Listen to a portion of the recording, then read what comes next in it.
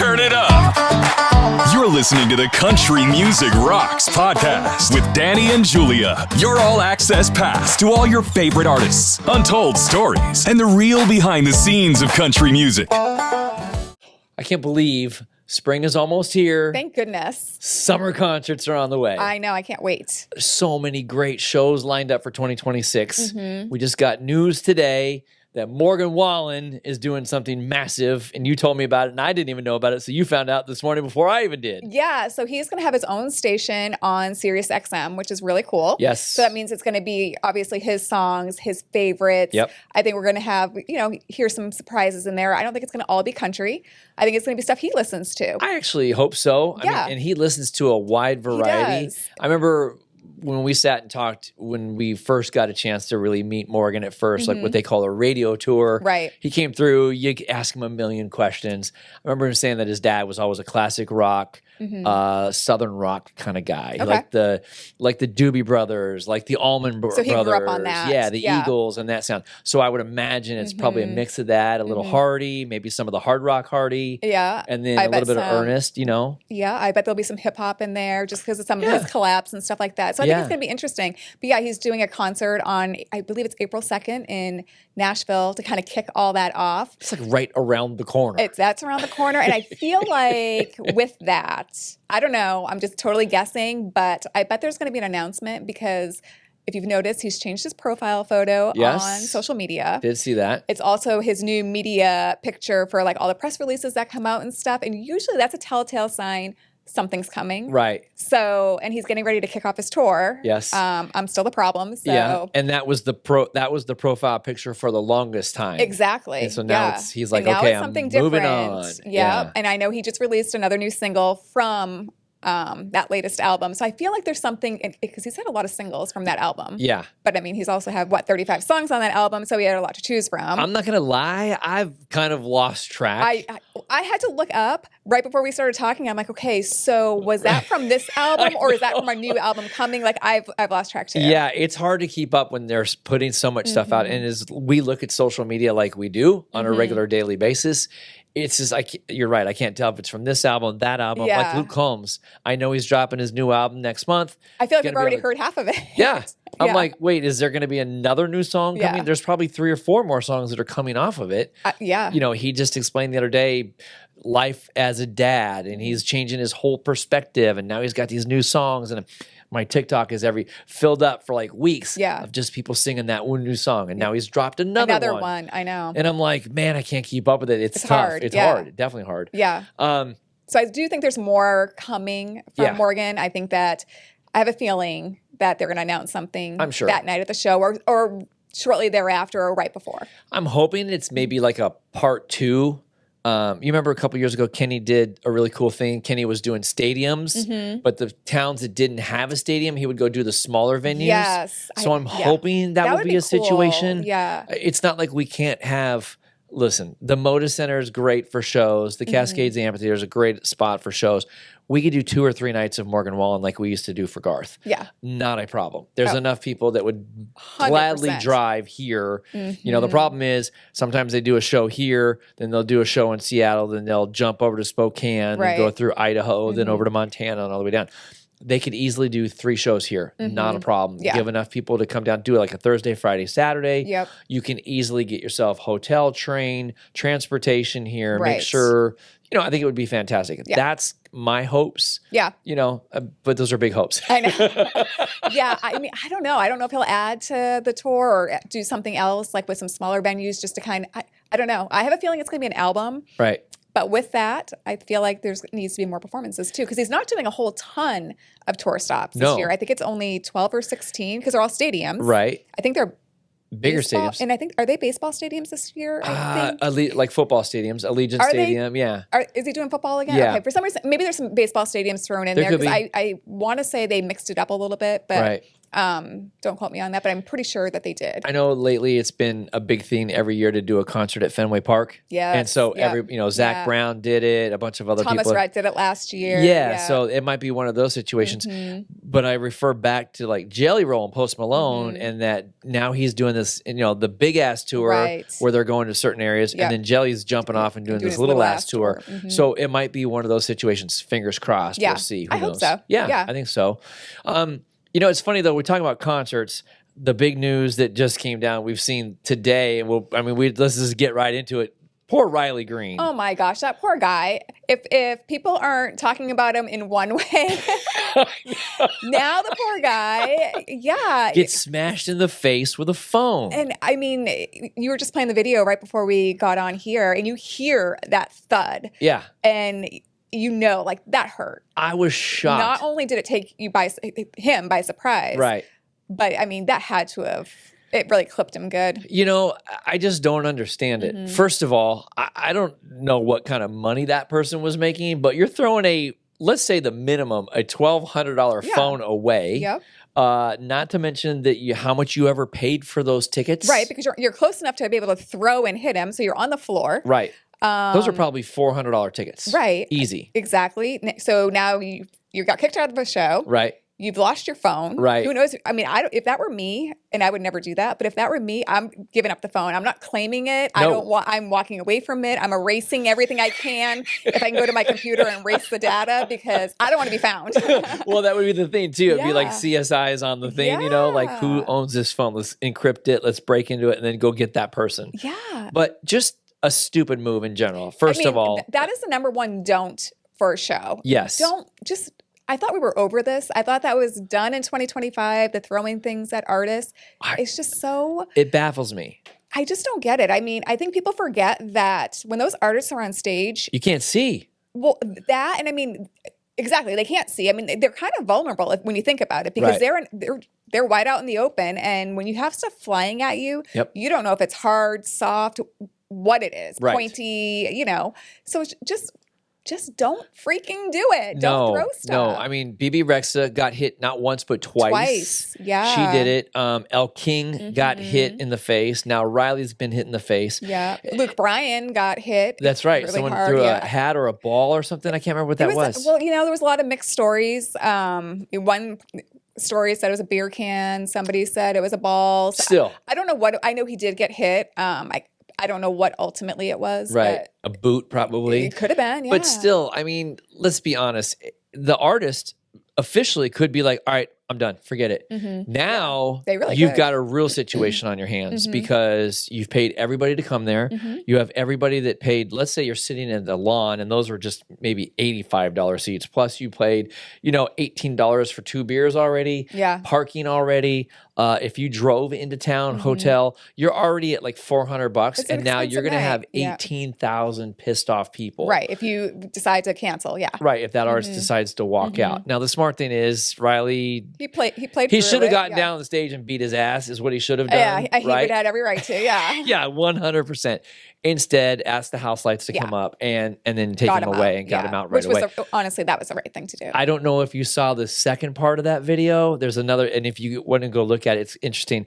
Somebody has a great shot. They either were a basketball player or a baseball player, because when they were walking out, somebody threw a beer can and hit the guy in the head. No way. Yeah. I did not know that. Saw that one too, and I was like, oh, well, someone clearly was upset and had revenge at that guy. And that's the other thing. Like, who knows in today's world? Yeah, karma.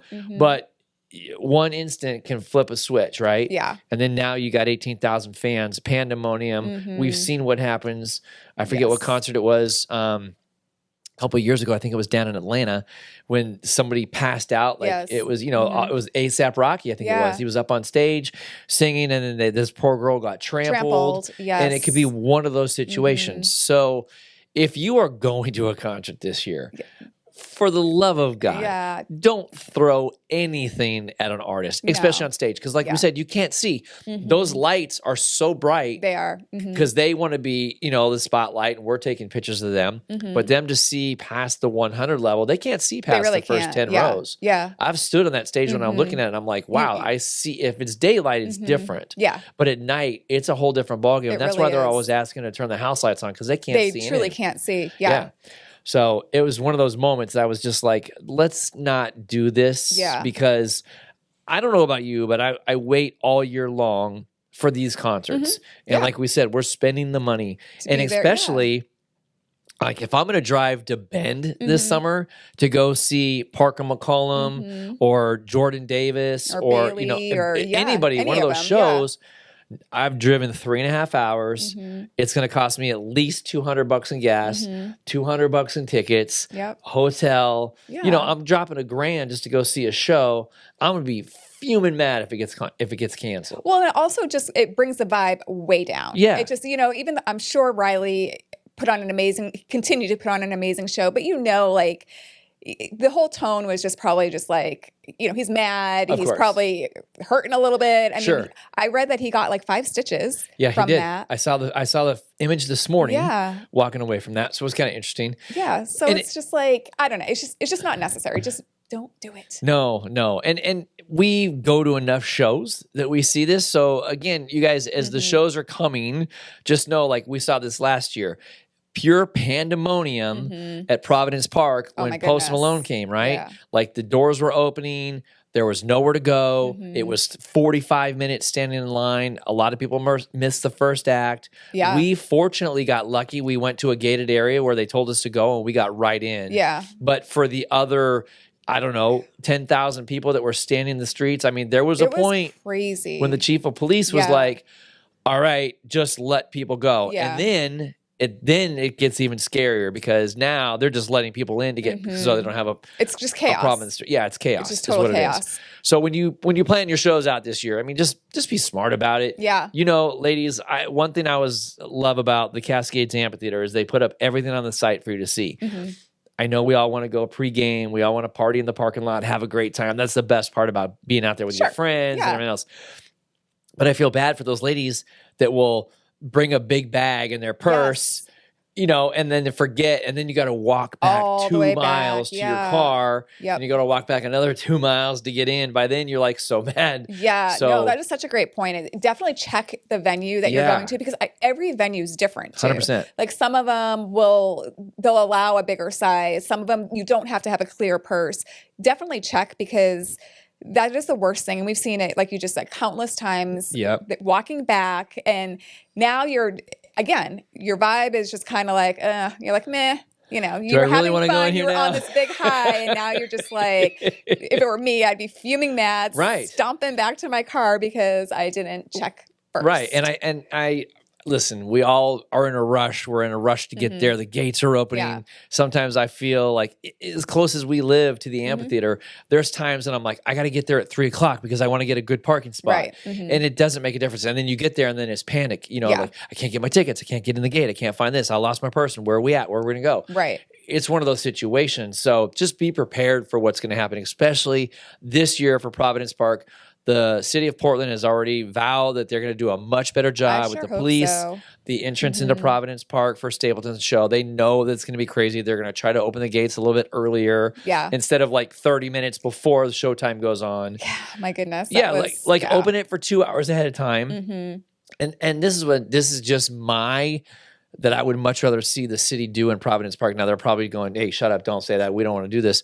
I'd rather see them open the gates 2 hours early, give me a chance to come in and enjoy a beer and a meal. Check out the venue. Yeah, walk around. Have time to go get merch. Because that's the other thing too is, you want to get in and have time to go check out the merch booth and not be like, I don't even have time to do that because I need to get to my seat. Right. And then by the time maybe there's intermission or while they're switching between acts, you go out and then all the merch is gone or what you really want or your size is gone. Sure. So, yeah. And as beautiful as Providence Park is, home of the Timbers and home of the Thorns, we all know that airway gets a little narrow through there. Oh, it really does. So when those beer lines get long and the bathroom lines get long, I think that'd be smarter. Just open it a couple of hours ahead of time. Maybe not charge, $19 a beer. I mean, that would always be nice too. Make it normal. Then I think you'll sell more. Yeah. I think you'll sell more. I think so too. Honestly, because if I can go there and relax and have a good time. My wife and I just enjoying the night, getting ready for a concert. That's going to make it more appealing to me as being it's going to make out. You like the next time somebody comes to town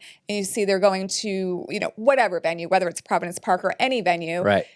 You can remember like, oh yeah, I actually had fun that night. I didn't drop $300 just on beer, because they're $19 a pop or whatever. Yeah. The Motor Center has progressively gotten way better. I think so too. I agree with that. We were there for Megan Maroney last year, and they opened the doors like an hour and 15 minutes early before music even started. So it was nice to get in there, get a spot, get lined up. And I feel like they just had so much to offer, so lines aren't crazy. Yes. I feel like they've strategically placed different things all over the place. So you don't have to, they only have a couple full bars, but they have a lot of little side bars here and there placed throughout, which is really good because again, you don't have those massive lines where you're missing, the next act going on because you're trying to just get a drink. Yeah.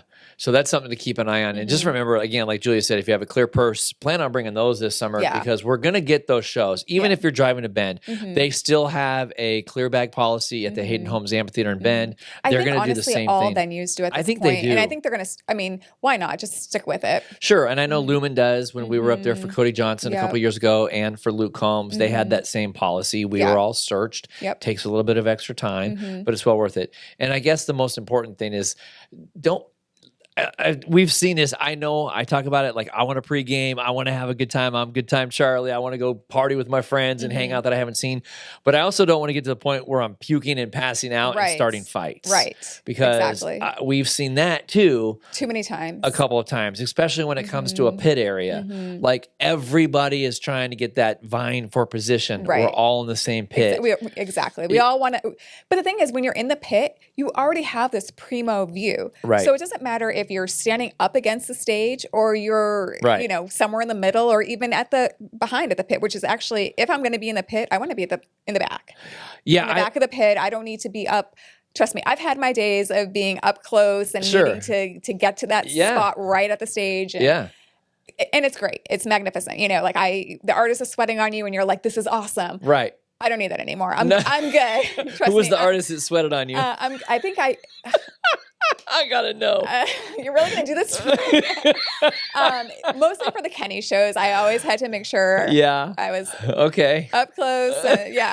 So he's running around that stage. Yeah, he's a hardworking man. Back in the days, I will not lie. My really good friend Tim and I, we lived in Southern California. We were huge Bon Jovi fans. And Poison fans. We would follow them everywhere. And literally, I remember Irvine Amphitheater in Irvine, California. We had drove down to Irvine from our hometown, a little Chatsworth. It took us like 2.5 hours to get there. We drove down there at like 9 in the morning because we knew we were going to be there. But we had like lawn seats and we managed to sneak our way down all the way to front row. That's impressive. We were literally touching John Bon Jovi's shoes, his boots. Wow, that's impressive. And for me, I was like, this is my guy. He's a rocker. I dig him at the time. It was Dead or Alive. And it was that vibe. I had long hair then, believe it or not. Oh my gosh. We need photos. I'll show you a photo one time. It'll blow your mind. But it was one of those cool moments. And we know what those moments are like. Now it's a little bit different because the pits are smaller. They are smaller. I guess for me, the one thing that drives me crazy is somebody will be at the very, very front, touching the stage, like almost grabbing the microphone, and they're like, oh, I got to go get a beer. And then they turn around and walk out, and then they expect to go right back in with 3 beers in their hands, and they're spilling it over everybody. I'm like, come on, are you serious? Yep. Like, I do think that there is like a certain pit etiquette that there should be. There really should be. I get it. Like, yes, that is your spot, and maybe just, hey, I'm going to be right. Just be polite about it. Don't go barreling through to get out and then expect, like you're saying, and spilling beer all over the place on people. And if you are going to do that, maybe just do it once. Well, not back and forth, because then it's like, all right. Right. You're taking advantage of it. And I bring that up because that's what happened to us at Morgan. I know that was just... that was insane. I think that pit was way over full, It was. Yes. Let's admit it, because everybody loves Morgan. But I just remember you and my wife, Kimmy, all dressed up, and there's young guys in there, and they're the one, and I get it, they're wanting to party, but all of a sudden now they're like smashing beers, and it's flying in the air. And now Kimmy's her shirt is all wet from beer. I'm like, guys, when you're starting to get drinks in your hair, it's just like, I'm here to have a good time, but not smell like I just had a good time. You know what I mean? Exactly. So again, it's like you said, pit etiquette. Yeah. Be kind to one another. The world we're living in today is a little rough and rowdy as it is. Well, it's crazy that we have to remind people to be kind. It's like and it's funny that you mention that, because it's like we grew up, our parents taught us to be kind. And I feel like now we're all of a sudden having to remind people You're as out adults. For yourself, right? Yeah, but as adults, it's like, hey, remember, be kind. Yeah. Like we shouldn't have to remind people about that anymore. No, that should I just agree. Be instilled in us. But we want to have a good time. And that's do, especially when you're going to a concert and you're spending that kind of money. We've had this conversation on the ticket prices and stuff like that. So and like just speaking of the pit, I remember, because I used to go to the last Kenny show in Foxborough at Gillette Stadium. We've done it many times. And I can't tell you how many times we've seen people, and one of our friends, he was actually a state cop, and they have state cops there doing security. Right. And it was a Friday night. We weren't really going to that show, but he called us and he's like, hey, just come down. And he ended up getting us in, but he's literally just taking people out left and right, like out of the pit. And I'm just like... Passing out. That, just being rowdy, being, just enough was enough. A lot of it was passing out. And it's just like, wow. And Kenny hadn't even taken the stage yet. They didn't even see Kenny. And I mean, we probably saw, not even exaggerating, over half a dozen people get taken out. Really? And those tickets, they're $250 a pop at that time. I don't know what they are now, but I mean, this was a few years ago, and they were $250 a pop. You just spent that. You didn't even see Kenny. It's like, what? You saw the first opening act as a baby artist. Barely, because you're, again, goes back to the tailgating that you were just mentioning. Right. You tailgated a little too hard. Yeah. And, and I do get it. Like, especially like a Gillette, tailgating is a huge thing. A girlfriend of mine, she was going every year. I mean, they're bringing their barbecues. They've got the massive coolers. I mean, they're set up. They're there from, 10 a.m. as soon as the gates open, and they do open their gates early, right? Because it's a big smart. thing. It's same with football season. It's like football, and they take that. That's almost like their show, right? That No Shoes Nation is family, yes. But you're right. It's like a tailgate for a football party. Yeah, it's insane. 100%. I mean, they've got that blue cherry bay rum just flowing all day, right. And you got 40 bottles. Yeah, and then by the time they get to the show, it's like whoa, it's insane. But to see people get basically tossed out before the headliner even comes on, it's like why? I know. Listen, we can lead a horse to water. We can't make it drink. Yeah. But it's just something to keep in mind this summer. If you are planning on going to any of the shows, as we know, there's 3 great shows lined up so far. There's going to be a couple more announcements coming soon. As we know that Stapleton's going to be at Providence Park. Jason Aldean is going to be at Cascades Amphitheater. And Megan Maroney is going to be at the Motor Center. So, there's 3 great shows right there. And if you're driving to Bend or driving to Seattle to go see the shows, just be prepared. Just be kind to one another. And take your time getting to the show, but just more importantly, just have fun. That's what we're looking for. Exactly. I'm ready for summer shows. I've been itching. I know. As we know, here in the Northwest, the weather's been kind of weird. I feel like I've got a little bit of cabin fever, and the first day that the sun comes out, I'm like, I want to rip off all my clothes and go sit in the front yard. Like, give me that vitamin D. Especially today, it's so gorgeous out today, and I feel like we're getting that taste. Spring is literally this week. Yeah, so, it's going to be exciting. Awesome. I'm excited about it. Another thing that's around the corner, speaking of shows and stuff, Stagecoach. We've talked about this. They've announced, we know that's coming, but they announced their schedule. Okay, good. So now you can actually, and I think this is great with festivals, and we'll talk about it more when CMA Fest gets a little bit closer, and more announcements are made, but. Schedule it out, because there's so many shows, and especially at Stagecoach, there's so many stages that you don't want to miss out on some of your favorites, but you also, you're going to want to take a little bit of a break. You're going to want to eat some lunch. You're going to want to go, get some shade, especially if it's like super hot and sunny there, which it normally is, especially during the day.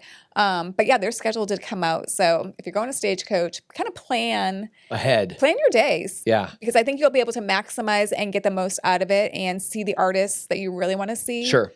I mean, obviously you don't want to miss anybody on the main stage because I feel like they're on the main stage for a reason, but like some of those side stages, they've got some amazing talent. They do. Going across those stages. And some of those smaller stages, not the main stage, you can get a little closer. Get closer. It's a little bit more intimate and you're still having fun. I remember a couple of years ago, Nickelback was on one of those smaller stages and I was like, ooh, they're right there. You know, it was really cool. So it was fun. I will tell everybody though, if you are going to Stagecoach, pack a couple of extra bandanas. Definitely. Because Coachella is the week before, and it gets a little hairy at Coachella, and then all the grass is gone at the Empire Polo Grounds that are there in Riverside area, Indio, California, and then it turns into a dust bowl. And if it starts to get windy at all, you're definitely going to want a couple of bandanas, especially for the girls in your hair and around your faces, because if it's a hard wind, it hurts. So true. Because like honestly, before I experienced Stagecoach, I would always see people with the bandanas around their necks, and I'm like, oh, they're just doing it for the country vibe. The fashion. Yeah, it's way more than that. I mean, yes, it looks good, and it is definitely the vibe, but they're also sometimes a necessity because, like you said, like the wind kicks up and it's brutal. Yeah, it looks like a bunch of bikers are rolling in. Yeah, right? Yeah, I mean, you're going to look tough for, the night or whatnot. But yeah, exactly. I'm looking forward to that show, and I know a bunch of friends that are going to go, so that'll be cool to see all that stuff. I know. We'll have FOMO, but we are still working on going to our big festival in June at the CMA Music Fest. So we're still working hard on that and trying to make that come to fruition, where we'll be broadcasting the show from Nashville. So that'll be cool. It'll be a lot of fun. But I know some of the lineups still pretty much the same. Like I can almost take like Stagecoach and put it over at CMA Fest because Cody Johnson and Ella Langley and Lainey and Shabuzi and all those guys are all going to be on those stages. So that'd be really, really cool to see. Speaking of Shabuzi, you saw him last night on the award show, right? The Academy Awards. I didn't get to see it, but how was it? It was amazing. He was in part of the soundtrack for Sinners. Okay. I have not seen the movie. I haven't either, but I heard a lot about that. It's an amazing movie. It's Michael B. Jordan who won for Best Actor. Yeah, I did see that. For Smoke and Stack. And so basically it's his same character as brothers. Okay. And they never face each other, but they show him combined together. It got like 4 Grammy nominations also. Wow. Okay. But Shabuzi last night was on the red carpet looking dapper as ever. Yeah. I mean, he's got so much style. Dude, oh my God, he was so styling. And the people from E were like, they couldn't stop talking about him. I love that. Because like he was the best dressed guy. That's so cool. There. Instead of just a plain suit, like he showed up with a brooch and it was cool, really classy. And then he got to sing on stage, which was awesome. That's really cool. I love that. It was a big moment. And he was super excited because being a part of the film was really cool, and friends that he collaborated with for the music was awesome. So that was a big moment. And of course the other big moment of the week that we just can't pass because we've stood on the stage. We know the gut feeling of what it is. I was in tears watching Jelly Roll become the newest member. I thought that was really cool. I saw him take the plaque, and one of our record rep friends had posted a picture of just his plaque, and it just said Jelly Roll. And as soon as I saw that picture, I knew exactly where it was. And then, and then it zooms back out, and there he is with a screwdriver in his hand. Oh, putting it on the wall. Yeah, putting it on the wall is the newest member. And then seeing Lainey induct him. Yeah, it was just such a great moment. Yeah, I feel like, again, well-deserved. It's funny because he had posted a video of his debut when he first debuted on the Opry, and I want to say that was it 20 or 2021? It was 21. Okay. I saw that same video. Okay. Yeah. And clearly there's been a massive change. Oh, yeah. And it's like, and then you see him just a few weeks ago or last week getting inducted. It's incredible in so many different ways. I mean, his health journey, his musical journey, just all of it. It's just been amazing. Yeah, it was great to see. And you're right, the health journey alone, you see that first video of like a before and after. It's almost like I don't even remember him like that. And that's how my first interaction with him when he came here. I mean, he was, bigger. I don't know how else to say it, but I mean, he was. And to see him now, it's the transformation is just it's crazy, but it's amazing, and I'm so happy for him. Oh, absolutely. And then to see him and that excitement, and then the next night they announced that Bunny's book is now a bestseller. Yep. So you talk about a rags to riches story for a couple. Yeah. I mean, if you believe in God, this is a perfect example of like, you know, what he can do for you. Yeah. And I'm not preaching or anything like that, but I have my beliefs, but that is a true story right there. You believe, you know, and he always says it. He praises the Lord, and he put him on a path for a reason, and now we know why. And to watch that, and he's delivering a message, you know, night after night that he's on stage, and I mean, he's doing. It's amazing how music truly does speak volumes. Yeah. And I think it does change lives. Yeah. The lives that he has saved alone from people. I mean, I'm sure I'd love to sit with him now for an hour after a couple of years and say, okay, what's the craziest story that you have heard? I'm sure he's had so many. But, you know, working with his record rep, our friend Matt, for so long, Matt would tell us like people would come and cry. Yeah. Or he couldn't even come backstage because it was hard to meet people because it was at that situation. But when you feel like the Lord has put you in a spot to help others, he's certainly doing it. Well, and we see it at his shows too. I mean, like, you know, the audience members, you know, they have their signs, you know, saying that, you know, you saved my son, or you saved me, you know, or they're in tears during certain songs. It's just, it's incredible. Yeah. I know he saved your husband from going crazy because I'll never forget that. We were at the amphitheater and I told him the story about John and how he turned me on to Jelly Roll, and he's like, where is he? I got to meet him. Like he went and grabbed him and brought him backstage. Like, I'll never forget that. That was such a cool moment. It was such a genuine moment too. Yeah. Like he was just like, let's just meet him. He even said, he's like, I'm probably going to get in trouble for this, but I don't care because it's people like him that are bringing you to me that I got to meet and say thanks. So it was just one of those moments that I will truly cherish forever and never forget. And then when my son Tanner got a chance to meet him for the very first time, like they had a deep conversation, which was weird because my son at the time was 20 going on to 21, but it was like, here's my son talking to Jelly Roll about life, you know, and it was just wild to watch. But again, he opened up his arms like a big teddy bear, talked to my kid. It was amazing. So he's such a I great love guy. the man for that reason. Yeah. Nope, I'm again a great guy, and I think everything that's happening with him is well deserved. Yeah, absolutely. So listen, if there's something or a show that you want to go see, let us know. If you have any questions in regards to do's and don'ts for concerts, we know the number one thing is don't throw phones. Don't throw stuff, especially phones, but just don't throw anything. No, please do not throw a phone, because if not only by chance you do hit an artist, then you're in trouble and everything else. It's not worth it. Just go have fun. No, just and be kind. Yeah. Don't lose that $1,700 phone. If you're going to throw something away, throw me your cash. Yeah, there you go. Yeah, exactly. We'll put it to good use for sure. Yeah, definitely. If you have any suggestions or you want to just talk to us, you can always email Julia. Yes, Julia at countrymusicrocks.net or Danny at countrymusicrocks.net. Yeah, for sure. And of course, we always love having you view us on Spotify, Odyssey app, wherever you can find your podcast. Watch it on YouTube, share it with your friends and family. And we just say thank you so much for joining us this week on the Country Music Rocks podcast.